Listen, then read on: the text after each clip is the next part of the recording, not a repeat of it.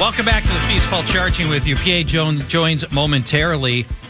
Very pleased to be joined by Larry Schechter. Larry is a journalist and author and one-time pretty high-stakes fantasy player who has authored the definitive history of the fantasy sports industry.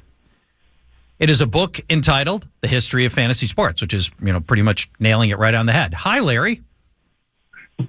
Hey, Paul. Thanks for having me. Yeah, good to have you. Good to have you on again. We had talked prior to you coming on earlier in the show a little bit about some of the bigger events in the history of fantasy sports, but maybe let's start here for people that don't know ye olden days of fantasy sports. What were some of the early fantasy sports games, and when were those happening? Well, there were precursors to fantasy sports that go back even to the 1800s with like the first tabletop games where you had you'd slide a penny into something to be like an automatic spring activated bat that would hit a ball into a hole that would say like single or home run or out, stuff like that. That was in the 1800s, and then or the 1900s, and then you get into some tabletop games, and you get Cataco, All-Star Baseball, and APA Baseball, Stratomatic Baseball, Football. So those were like precursors to modern fantasy sports. And modern fantasy sports, like the distinction for me is where you're playing games based on events that have not occurred yet. Real Major League Baseball players or NFL players, and the events haven't occurred yet, where games like Stratomatic and APA used real players, but it was based on the previous year's statistics. Yeah, and to me, I'm with you on this, Larry. I don't think games like Stratomatic count as fantasy sports because I wasn't building a roster, then the scoring based on what really happened. And when we as an industry, we've got our own Hall of Fame, and when we've looked at like who should be in and who shouldn't be in, Stratomatic is something we've talked about several times in the past because it's close to fantasy sports, but at the end of the day, we don't feel like it's close enough to fantasy sports. So yeah, I agree. And the thing is, when I started researching for the book, I thought, Stratomatic, APA, I probably mentioned like 2 or 3 paragraphs. But when I started researching, I found that there is a great connection between people in fantasy sports and the fantasy sports industry. And, many of them having played Stratomatic and Stratomatic influencing them. Me. And even Dan Okrent, who's kind of credited with being the inventor of modern fantasy baseball, he was also influenced by Stratomatic when he invented his game of fantasy baseball. Yeah, so let's talk about that. So Dan Okrent and at the Rotisserie restaurant in New York is thought of as sort of the founder. And I think he was the first person we ever put into the Fantasy Sports Hall of Fame, or one of the first. Do you want to talk just a little bit about how fantasy baseball started with that group? Yeah. Well, Okrent is credited as, being the inventor of fantasy baseball. And there's a story that he magically came up with the idea on a plane ride from Connecticut to Texas in 1979. That's not true. That's a myth. There's a whole lot more to the story. Okrent is one of the people I interviewed. I interviewed like dozens and dozens of people for this book. I did an incredible amount of research for 18 months. And I got the story straight for Okrent. There's a whole story that goes back to a guy named Gamson who had a very primitive version of a game at the University of Michigan. And Okrent was actually there at the time. That's kind of when he first got any kind of idea. But there's a whole story to it. But Okrent is the guy who really put together a version of fantasy baseball it's kind of like chess compared to anybody else who was doing checkers.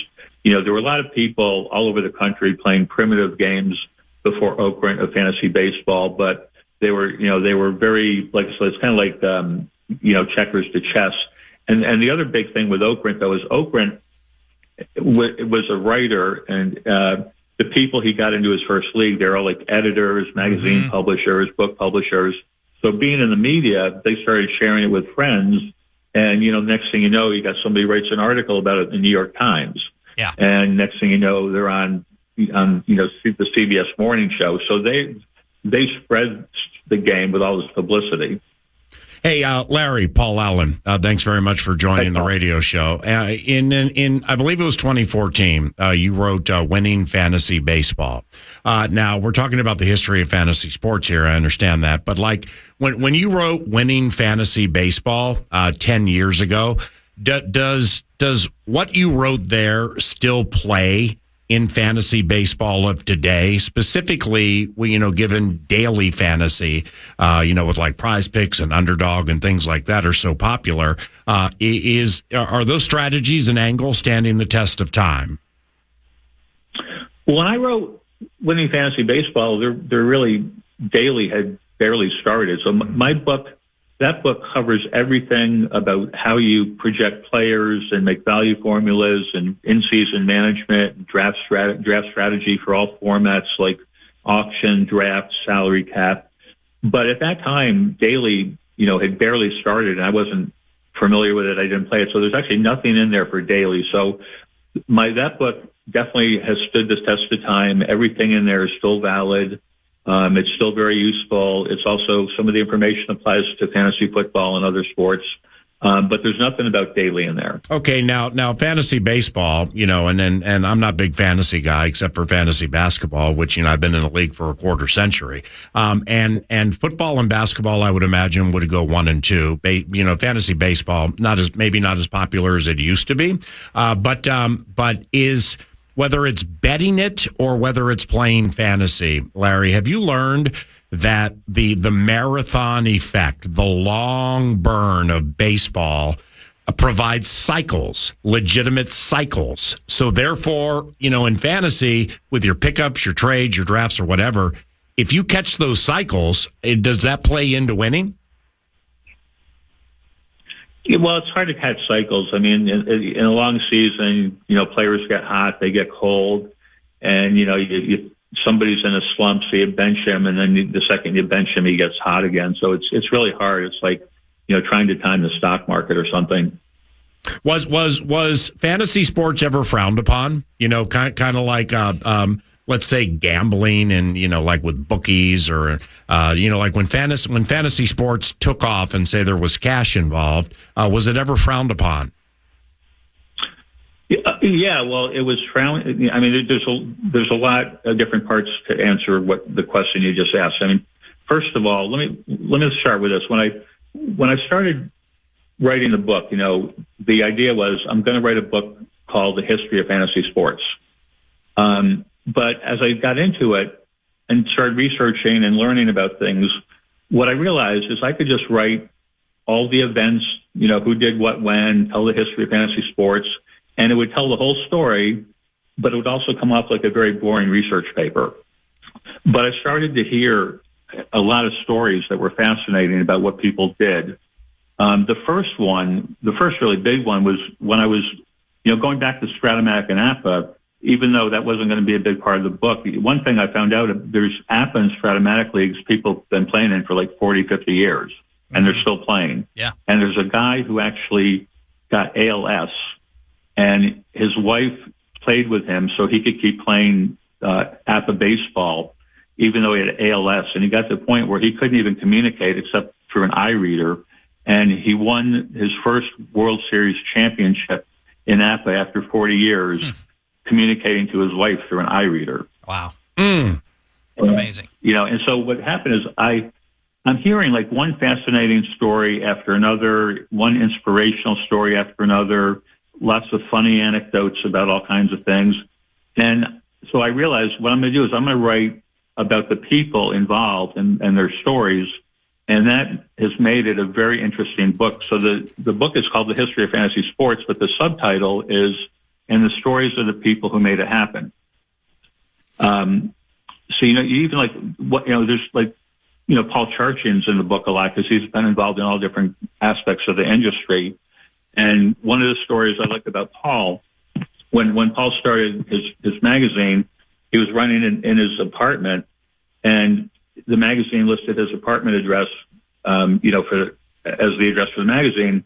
One day, Paul got a knock on his door, and the guy says, "I was reading your magazine, and I want to subscribe to it. I was gonna subscribe to it. I realized the address. I live in your building. I live downstairs." And the guy wanted to also get involved and work for the magazine. And Paul ended up hiring him as a writer later on. And that guy is Rick Kamla, who's now gone on to great things in the basketball industry. Right. That is a true story. Yep. All of that is fact. Rick, Rick, located in Florida, does a wonderful, wonderful basketball show on Sirius NBA radio with a former player, Antonio Daniels, and Rick is very sharp with fantasy sports. Likewise for Larry Schechter, that's our guest. The book is The History of Fantasy Sports, and you can learn more about it by Googling it, but certainly purchase it via Amazon. By Amazon, like I did. Larry Schechter, The History of Fantasy Sports. Larry, in my mind, there are lots of like big moments where the fantasy sports industry changed. To me, none bigger than the internet, which brought fantasy sports to the masses. Prior to that, it was so much work and so much labor to run leagues, and it was so hard that people didn't do it. When we had destination sites to administer the league, to share news, everything changed. No more faxing, no more mailing, no more Monday morning newspapers, and all the stuff that we were doing before that. The internet completely, in my mind, is one of those things that totally changed where fantasy sports was versus where it could go. Well, absolutely, yeah. I mean, people, before then, as you said, the commissioner would have to get the stats out of the newspaper and do it by hand. It would take many hours, and you couldn't get scores like you can now. So the internet absolutely changed it, by a mile.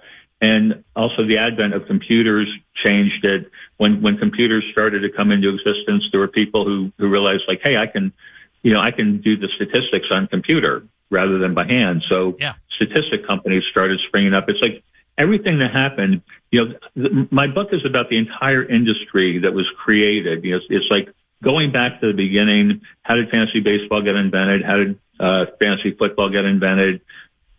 People started doing newspaper games, other commercial games, and there were statistic services, news services, analysts, high-stakes leagues, experts leagues. I mean, I've covered everything. And the common thing is that I have a lot of stories about the entrepreneurs like Paul Charch and dozens of other entrepreneurs that started things. And the common thread in a lot of them is they saw something that was needed and didn't exist. Like they said, okay, I know how to work a computer. I can do stats by computers and offer a service so people don't have to do them by hand. And they start a stat company. And other people would say, like, there's no information available about fantasy football. I'm going to start a magazine. And, all these entrepreneurs saw something that was needed or would be valuable and either didn't exist or maybe it existed a little bit, and they thought they could do better. Larry, I've read the entire book, as you know, The History of Fantasy Sports. It is just chock full of all kinds of information and drama. The industry's had several existential threats to our very existence that we've been able to navigate over the years. We've had some great underdog stories as an industry, and it's all captured in The History of Fantasy Sports. Larry Schechter on Amazon. Larry, thank you for joining us today. Lots of fun. All right, thanks, Paul. Yeah, the book's available paperback and ebook on Amazon and most other, bookseller sites. Outstanding. Thanks again, Larry. Best of luck. Good to meet you, man. That's Larry Schechter, The History of Fantasy Sports. Here comes Nordo with the cash thing. The Fan, along with BigDeck.com, want to give you a chance to put $1,000 in your hand with the National Cash Contest. Go to KFAN.com and enter the keyword credit. The keyword is credit. You might win $1,000. Just put keyword credit at KFAN.com. Well, a month from this weekend, the first preseason game on KFAN. It is the Vikings hosting the Las Vegas Raiders. After that, joint practices versus the Cleveland Browns. I believe those begin August 14th.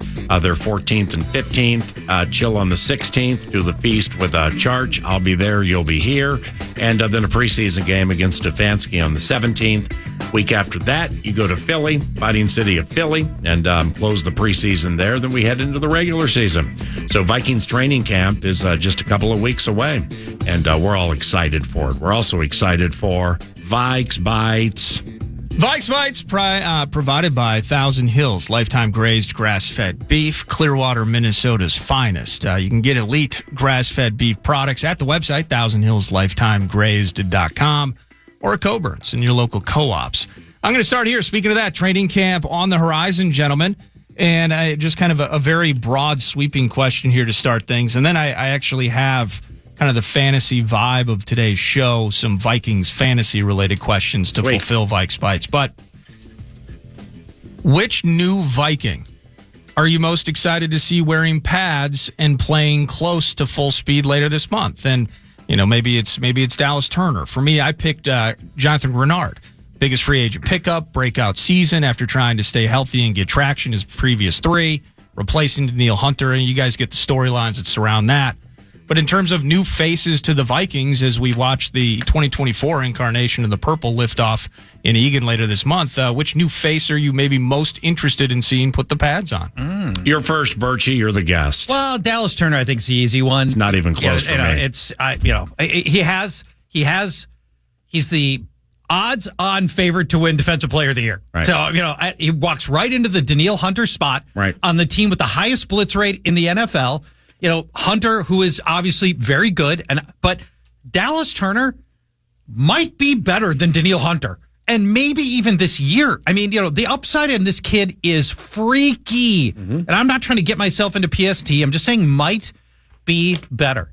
And he could hit the ground as a double-digit sack guy in year number one. He could win Rookie of the Year, and I can't wait to see him on the field. Now, if I got to go with a less obvious choice, smart X's and O's people tell me Andrew Van Ginkel's going to be good and that he's going to be an impact guy. He's better than people realize. He was a relatively anonymous name, but smart football people tell me dude's a player and he's going to be on the field way more than people realize. Define smart football people without sharing names. People on teams who know how to evaluate talent. And I didn't know this about Van Ginkel, until a few months ago or after they got him. I'm not an elite Miami Dolphins AFC East mind unless we're playing them, and then I'm still not an elite mind. I'm just ready for a week. Van Ginkel's pass coverage is high end. His back pedal and his, like, he had an interception against Sam Howell last year where not only did he know, so he was a scholar of the game. So he was schooled up on the play. Yeah. But if you watch it, it's a sneaky little move he makes one way to get Howell to keep his eyes there. Yeah. And then he jumped it. And then he got to the end zone. So Andrew is very smart from what I understand. He also is an on or off ball type edge guy. So, which not everybody is, where you can play him on the ball with certain things, you can play him off the ball, and all of that is required to be a high ender in Flores defense. The flexibility and the position flexibility first and foremost, but just the flexibility. Just think Josh Metellus. So those are very good answers. I like that. Vikes Bites. Thank you, Thousand Hills. How does the quarterback situation impact Justin Jefferson's draft status in fantasy drafts? You mentioned, we were talking about Dak Prescott. You mentioned CeeDee Lamb. Yeah. And it has been, I've been feeling that CeeDee Lamb, Tyreek Hill appear to be, and maybe it's not close. Those are the first two wide receivers that are going in a lot of drafts. Maybe that's a trend that's taking place. But JJ, all that cash, all those yards, all those catches, still got to 1,000 yards despite missing games and getting thrown at by Josh Dobbs and sent to the hospital. But now we got Sam Darnold, and we have the potential of J.J. McCarthy in the mix, in the wings. How does that impact Justin Jefferson's draft status if we're looking at it from a fantasy standpoint? Justin Jefferson's going off the board as the fifth player now. If Kirk Cousins was... Fifth overall player. Woo. So, I mean, he's still going high. Yeah. If Kirk Cousins was here, Justin Jefferson would be the second player going in fantasy drafts. Christian McCaffrey would be first. And at the top would be Justin Jefferson. In the games Jefferson and Cousins played together last year, Justin Jefferson was averaging 135 yards per game. He was going to obliterate the league at the rate that he was at. Yeah. And, obviously, he got hurt. Cousins got hurt. The whole thing went pear-shaped. But Jefferson still at 5. It's all about respect for who he is and figuring if he was still fantasy valuable with the Pasternaut and Nick Mullins throwing the ball, Darnold should be. Listen, every time Josh Dobbs, or Pasternaut come up, just for 16 seconds, I just think of the Atlanta Whirlwind, Dennis Allen, second half of the Saints game, putting him on tells they couldn't get around. Then the hospital ball to Jefferson in Las Vegas. Send him to the hospital, PA. And then it was over. And then it was just done. It was done. And now he's with the Niners. We spent segments 9 to noon talking about when is it smart to bring Justin Jefferson back, lingering nature of a hamstring, all of those things. Yeah. Competing for a playoff spot, still somewhat in awe despite what happened with the Broncos game, still kind of in awe of Josh Dobbs. And he sent him to the hospital. I mean, the way he ran, as fluid and naturally, and he shakes off guys in the backfield. A couple of Atlanta Falcons were all over him, just not named Grady Jackson, just shook him off. Yeah. So I'm like, wow. I mean, holy cow. Can you imagine what O'Connell can do with this, with Wes Phillips and so on? If this guy can pass. If only our quarterback could pass. If he's accurate with the natural running ability God gave him. Yeah. If he can throw that fade, well, then all of a sudden, like Jefferson has 2 IVs in him at some hospital in Las Vegas. Flight out's like delayed a couple of minutes, and so there are so many fans. There are so many Viking fans who were upset because Kirk couldn't run. And they'd look at Lamar Jackson and they'd look at Josh Allen. And oh man, it's just like those guys are special because they can do both. Yeah. And there's like 4 of them in the league, 3 of them in the league that can do both. Jalen Hurts is in that conversation. But at the end of the day, you have to be able to pass. Yeah. I mean, the running thing, it's nice if you can do that. Yep. You have to be able to pass in this league. It's a separator for Lamar Jackson. I mean, Lamar can pass. Mm-hmm. His completion percentage has gotten better. His confidence has gotten better in these playoff games.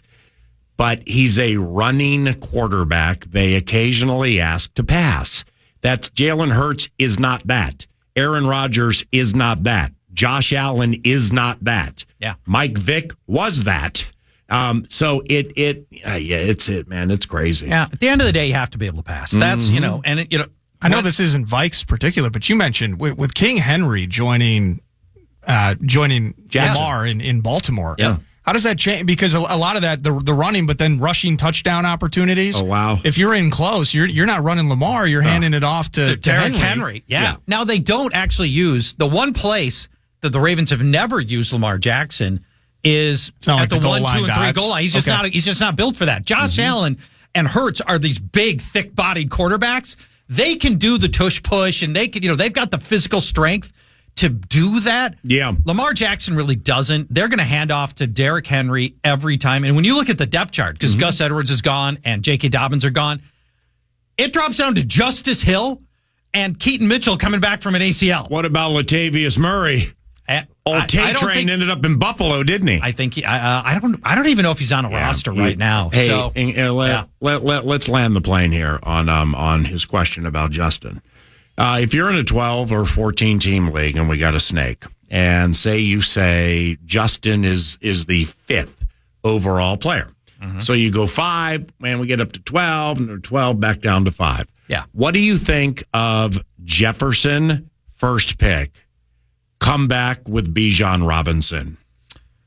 Robinson's going at pick 6 overall. Oh. So he's going to be gone. That's what's going to happen. So you know what I just sounded like?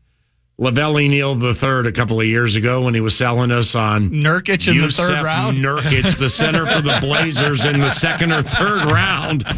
Okay, so Robinson's going 6, you said. He's going 6th overall. What happened to they do the opposite? Well, do the opposite is absolutely in play. Here's the biggest seismic shift. Yeah. I'm like, can I get him at 18? In fantasy football this year is nobody's taking running backs. Right. So Christian McCaffrey's going 1. The rest of the first round, 2 running backs. That's it. Breece Hall, Bijan Robinson. Everybody else, wide receivers. And it's because people have finally figured out do the opposite was right all along. Where does Kelsey go? Kelsey is dropped into the third-ish round. Oh, wow. So you can go Still the Justin first tight Jefferson, end, though, right? Justin Jefferson, Travis Kelce. It's Justin Jefferson, From Travis Kelce. 5 absolutely. or 6 to whatever. Yes. Well, that makes First better. tight end going off the board, by the way, Sam Laporta is the top tight end. Yeah, why wouldn't he be? Going What off about the Dalton board. Kincaid now that there's 240 targets up for grabs? Yeah, he Wow, that is- regressed a that's little bit very last year insightful. after that injury. Kincaid is skyrocketing up lists. He's going off the board as Loved tight him end last year. 4 because of exactly what you mentioned. They emptied out the wide receiver group. Yep. The Buffalo wide receiver situation it's unbelievably sketchy right now. Now they did put a second round pick into Keon Coleman, so they're hoping that they can get some return on that. But here's the rest of your receivers. Yeah. Curtis Samuel, who's just like gadget slot guy. Yeah. Khalil Shakir, slot guy. Yeah. Mac Hollins. Yeah. Okay. Marquez Valdez Scantling there we go. drops more balls than a hernia specialist. Stop it. That's it. I mean, that's it.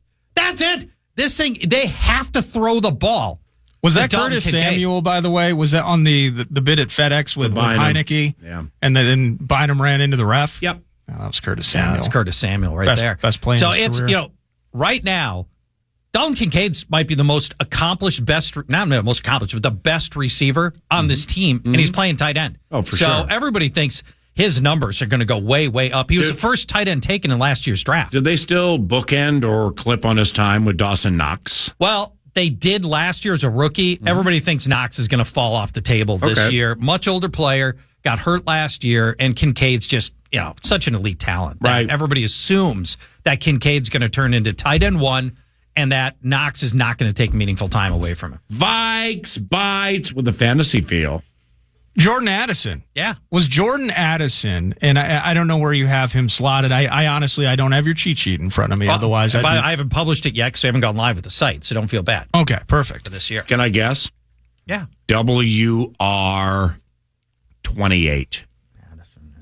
Addison. Well, that's not a good sign.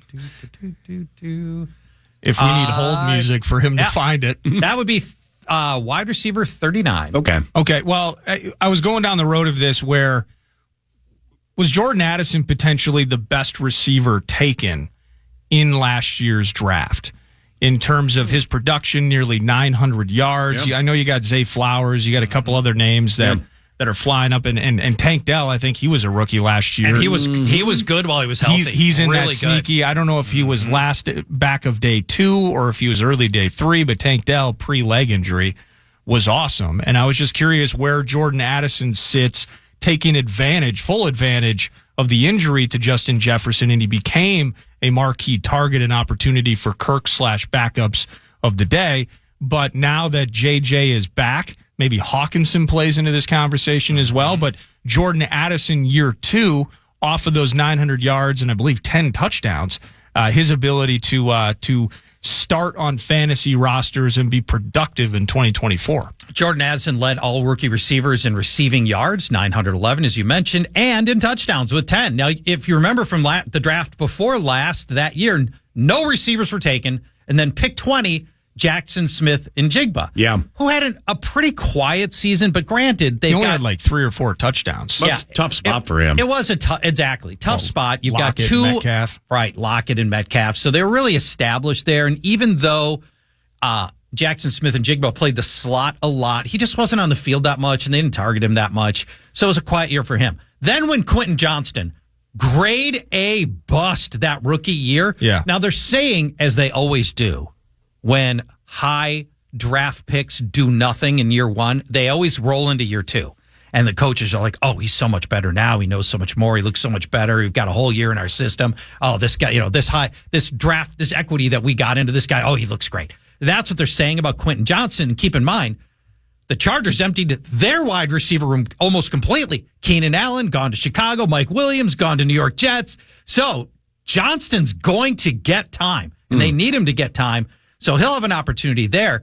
Zay Flowers, though, he's the only guy that would stop you from saying Addison was the best wide receiver in last year's class. Really? He I came think on. you guys are missing a big one here. Am I missing somebody who went later in the draft that I'm not thinking of? Who 5th was round. it? 5th round? Puka Nakua. Oh, of course. Yeah, of course. Puka Yeah, you're Nakua right. is You're a absolutely monster. right. Yeah, you're absolutely right. Big and thick. Absolutely and, okay, right. so he has Cooper Kupp. Yep, All yep. right. I mean, well, I'm not saying he's better than Addison, but I mean, well, no, he had a better rookie year than Addison did, Right. but he also had a historic rookie year. I feel bad that we totally forgot That's about okay. it. How My did we mind forget went about right to the Puka? first round. but you know what? Also in the 5th round, the Green Bay Packers did good work with Dontavian Wicks. Dontavian Wicks came on at the end of the year, and look at the bookending situation. Now, credit Next Level Goody here, where last year ballyhooed in that it was, supposedly a big time, deep, thick, rich, good tight ends draft. Yes. But he went out and got 2 of them. Yeah. He got Musgrave, who's the fastest of all of them. He's faster than Kincaid. May not be as good, but he's faster. He's faster than Laporta. And Tucker Kraft. And Tucker Kraft filled in pretty nicely. He did. So that's so you got guys like that, going ahead of. Well, then they took Dontavian Wicks too. Oh, they took Jaden Reed. Jaden Reed I was just going to say, Jaden Reed's the other one. Was he a rookie last year? Rookie last year. Damn. And he's Debo. Next Level Goody's playing fast right now, isn't he? He's your dollar store Debo Samuel. Jaden Reed, they used him in a lot of gadget stuff. They ran him. They handed off to him a few times. He's fascinating. Here, the Green Bay wide receiver situation went from completely diseased down to now they've got 4 receivers. Christian Watson is their 4. Christian Watson. He's their 4th receiver. He might be their fourth receiver. Yeah. And by the way, he's got crazy upside if he can finally stay healthy. It's those hamstrings. They did the leg lengthening thing or whatever. What? It turns out his legs are not. Where do you sign up for that? They're not even, and so they did some weird a pill or a pump? Some weird procedure on him to get his legs to be the same. Stupid pump. So. All right, we have a minute and a half, and I know Vikes Bites has a sponsor. It's Thousand Hills lifetime grazed grass fed beef. What about Darnold as your fantasy quarterback? There you go. Can you put him on a roster? He's one of my favorite sleepers. Cuz nationally, Buzz in the Geese, you could get Cuz Buzz deep, and you're going to get yards. You're going to get some 3 TD games. Yeah. Darnold, I would imagine you can get deeper, right? Hold on a second. You joined me when I was filling in for PA, and Kirk moves on, and Darnold in the mix, and you went on him. I mean, it was almost like a verbal manifesto of just how awful this was with Darnold being on the team. Oh no, now he's one of your favorite fantasy sleepers. Holy cow, that's right. This is killed amazing. him multiple times on this radio show. Evolution before our very ears. What happened in those rest stops in Utah to totally change your mind? I have laid out through a couple of different long segments on this station reasons why Sam Darnold has looked very shaky, and I'll breaking down all the math and all the numbers and everything else. And before he has looked bad. Before he was here, yes, I told you there was a chance he would be here. You did, and you poo-pooed it. Yeah, because I didn't want that to happen, and it did. Well, now all of a sudden you're the D in Darnold. Well, I'll tell you why. He's going off the board as quarterback 34 in fantasy. There's 32 NFL teams. He's going off the board behind 2 backups. So it's all about the value for the pick. Now, at quarterback 34 in round 18, I think Sam Darnold is your probable starter on an offense that is likely to be top 12 offense. Top 12? I don't know, something like that. How about top 8? I hope so. And I can get that quarterback as the 34th quarterback off the board. At that value, I'm interested in Sam Darnold, even if I'm nervous about him taking the helm of my favorite team. God, you guys kill me. That felt good, though, right? That felt great. Thank you for the Vikes Bites. And 9 to noon finishes up for this Friday football feast. Around the corner, it's KFAN. I can't wait until tomorrow. All right, you ready? 'Cause tomorrow. Ready? Yeah, the Houston Texans. I love the Texans. So let's say I liked them last year too. Yep. No, we're quite aware, Paul. All right. We fully expect you to change that opinion the next time we see each other, the way you have on Sam Darnold, and then all of a sudden you hate the Texans and you're not snorting into the microphone. Okay. So let's pretend all these teams are healthy. Texans at Indianapolis week 1. I need a W or an L. When? At right out of the gate, you say. Okay. Oh, yeah. And Indy's going to be much improved, but Houston's great. Home versus Caleb Williams. When? At Minnesota. When? versus Jacksonville. Win. And versus Buffalo. Where is it? It's versus. If it was on the road, it'd be at. I'm taking that as a win for Houston. That's close. We're 5-0 up in the thing. Yep. At New England. Well, it's an easy win. At Green Bay. We'll take a loss at Green Bay. Yeah, of course, because you think Jordan Love's going to be the MVP and you're a freaking fraud. Let's go to Indianapolis at home now. So you got them winning at Indy to start the season. You know that. Yeah, so I got to take them winning at home now. Sure. So, yeah. Well, you don't have to, but you can choose to. At the Jets, Tricky spot. Great defense. I'll take the loss here. All right. Let's go. You have the Motor City Kitties in H-Town Sunday, November 10th. Loss. That's a Super Bowl preview right there. Okay. It is. That's your Super Bowl preview for me. At Dallas in-state rivalry, though. Win. Okay.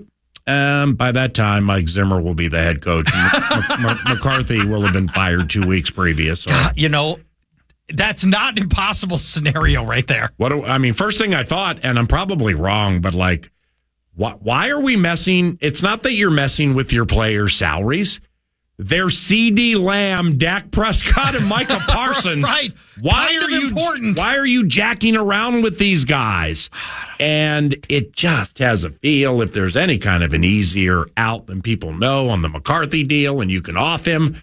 Well, you got Zimmer on staff, and Jerry loves him. So that's what I think is going to happen, actually. All right, so let's host Tennessee.